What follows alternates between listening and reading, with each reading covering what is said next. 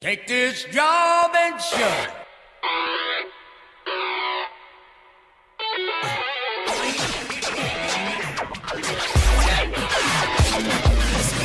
This is Jobcast Radio, and I am Mike Baumgartner, your Work-Life Survival Sage, the Chief Executive Officer of the Work-Life Survival Center, and your host. It is the first show of 2011, and we are going through essentially the basics of how to find a job. As I've said before, I think the economy is beginning to turn. It's going to be a slow, sluggish one, but I'm beginning to see that there are some hints that there might be some job creation out there, and companies are beginning to be willing to talk to people about filling jobs. So in the first half of the show, we were talking about the 10 New Year's resolutions you should have, and the things that you should be all focusing around, essentially getting your brand, your network, and your connections together. But now I want to talk about, again, the elephant in the room, that thing that everybody has to have, which you can spend up to $800 or $900 or $1,000 getting it, or you can do it yourself, and it will absolutely make or break any chance you have of getting a job. And that is that piece of paper that everybody tends to call a resume. Now, I hate resumes. I have hated resumes since I ever became an HR, human resource, recruiter, staffing professional. I hate them.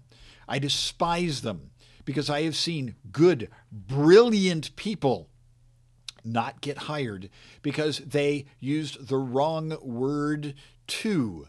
TWO or TOO or TO, or they should have used a colon or a semicolon, because there are people out there, as scary as it is, who will look at your resume and assume that you are an absolute grammar expert, and that because the resume is so singularly important to your entire life, it must be absolutely, completely perfect. And that is why I hate resumes, because some of us, me included, hand raised, waving at you, no, a resume is really hard for me. Why? Because really I don't focus necessarily on ensuring that I have good written, proper Oxford English grammar, especially in a world where tweets are limited to a certain number of characters, and sometimes you have to use the letter U for the word you, or you are for your. Now, I know all of you out there who are these, again, the ones who would fire somebody for a semicolon misplaced are rolling your eyes saying, "You're right, Mike, and I'm never going to hire you." Fine. I'm okay with that. But the reality is you have to have a resume. And it has to be perfect. And it has to, unfortunately, stick out and be much more than what you may normally think it to be. I continue to receive resumes to this day for senior executive jobs for Fortune 500 companies that, quite frankly, are crap. Crap. Why? Because it doesn't tell me anything about who you are. It does not tell me what makes you special and why I should hire you over the other 5 senior financial experts that I am taking a look at. Because all you do is you write on a resume what job you had, what dates you had, where you worked, what your title was, and what you were responsible for.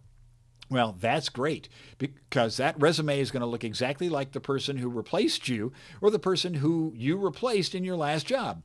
I know what your job description probably is, and if I need a little more details, I will ask you. What I want to know is what makes you special. Now, if you go into any bookstore, you go onto Amazon, you will find billions of books that will tell you how to write a resume. 99% of them have some really great information. Not all of them have everything that you should have, which is why we have Jobcast Radio, so you can get all this information. The one that I recommend, and you can find the link on my website, is Super Job Search.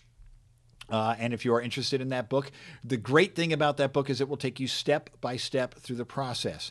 It'll have you write down your thoughts, your accomplishments, and all the things before you even start writing a resume. It helps you catalog who you are and why you're better than everybody else. Now, if you're going to start writing your resume, here are some things, since this is 2011, some basic 101 resume information tips. Number one, do not go font crazy. If you don't know what a font is, don't write a resume, hire somebody, or get your information together. And again, to one of my other advertisers, helpmyresume.org, a free resume writing service, free, and they'll help get your resume professional looking and get it going. Highly recommend it. Why? Because it's free. But if you want to spend $600 on a resume writer, hey, knock yourself out. That's fine. Don't go font crazy. Your name should stand out. You must have all of your contact information. Yes, your name, your address, your phone number, your email address, and all your social network pages should be clearly defined at the top of the resume, because when I'm searching through resumes, I want to find yours quickly. If I'm sitting there going, oh, where was that guy that we talked to last week? I'm looking at 100 resumes. I don't see it. I'm moving on. I need to see your name, which is not to make it all that huge. Think about it. Look, take your resume, fold it in half. What's above that fold is all the information that makes you special. Before you start getting into your jobs that you've had, your chronology and all that kind of stuff, I want bullet points. I want to know what kind of job you're looking for and what your skills are. I want a skills list. I want to know that you're a dynamic leader. I want to know that you have full financial understanding as far as P&L, profit and loss. I want to know that you have project management skill. I want to know what makes you the best combination of skills and competencies above the fold. Because if I reach the fold and I still know nothing about you, I've stopped reading. Or all I'm going to do is look at the companies that you used to work for, and I'm going to guess that if you worked for certain companies, you might know what you're talking about, because I look for companies that I recognize. That's the second thing I look for on a resume, is how is your company information presented? Who did you work for? What was your title? What was your dates of hire? And then what did you do in that job? Specifically, what made you a rock star? Yes, you can tell me a little bit about the company, especially if I don't know the name. If you put down Nestle, okay, I know that. If you put down P&G, please don't put down P&G. You write Procter & Gamble. Don't abbreviate. Hint.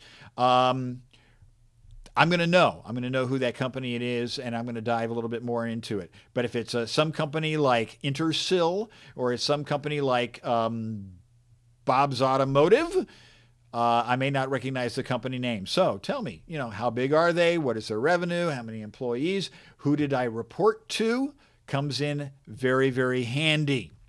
And then again, what makes you special? And I want to be able to delineate when you started a job and when you stopped a job. I want to be able to look at your resume, and in 90 seconds, because that's the most you have, I want to know who you are, what makes you great, where you worked, what your education was, and then I'm going to put you in one of two piles. One of them will be on the top of my desk to give you a phone interview. The other one will be sitting next to my desk where the cleaning lady is going to take it and empty it out 3 or 4 times a day.